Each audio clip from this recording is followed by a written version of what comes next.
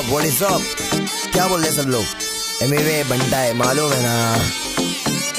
मचाएंगे, जो नहीं नाचते उसको भी नचाएंगे।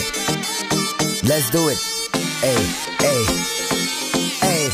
नहीं मालूम है तो सुन। मामा बनने बोले कल्लू बन जाऊंगा, तू चाहे तो तेरा पल्लू बन जाऊंगा। मलयालम होगी तो मल्लू बन जाऊंगा, तेलुगु रहेगी तो अल्लू बन जाऊंगा। तू बनाएगी तो उल्लू बन जाऊंगा, बेबी बाबा नहीं बल्लू बन जाऊंगा। लड़की पटाने में संजू बन जाऊंगा, शादी करने बोले सल्लू बन जाऊंगा।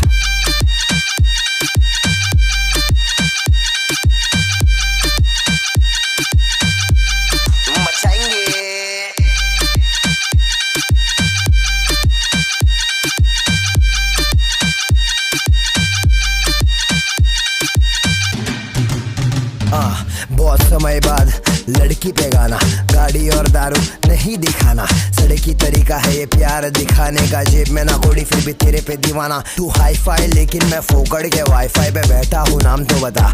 मैं डालूंगा डीएम फिर एम से पीएम, करे बात साथ साथ, खाली घर रात रात रात। बहुत हार्ड तू लटका के झटका के चलती है, भटका के ध्यान मेरा।